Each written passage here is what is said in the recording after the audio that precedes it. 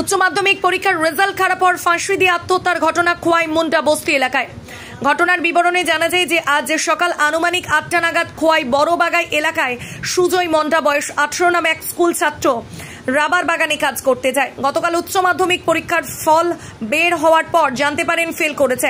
এই রেজাল্ট খারাপ হওয়ার ফলে আজ সকালবেলা রাবার বাগানে ফাঁসি দিয়ে আত্মহত্যা করেন।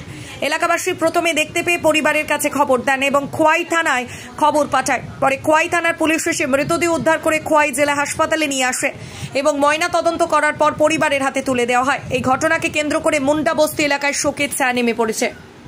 আমরা একটা খবর পাই আনুমানিক 11:30টার দিকে যে আপনার বড় বগাই মুন্ডা বস্তিতে একটা হ্যাঙ্গিংয়ের একটা ঘটনা হয়েছে।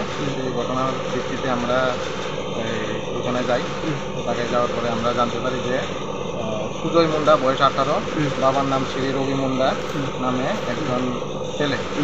উনি উচ্চ মাধ্যমিক পরীক্ষায় পাস না করার কারণে উত্তীর্ণ না হওয়ার কারণে আজকে একটা ওটার রাবার বাগান আছে, রাবার বাগানে কাজ করতে যায়। 8টার সময় ভাত খাওয়ার পরে 8:30টার সময় যায়।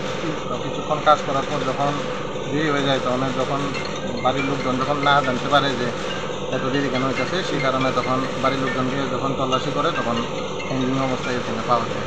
সেই ভিত্তিতে আমাদের জানানো হয়েছে। আমরা গিয়ে এখন যদি খোয়াই ডিস্ট্রিক্ট হসপিটালে নিয়ে আসি, তখন বাকিটা ময়নাতদন্ত করব।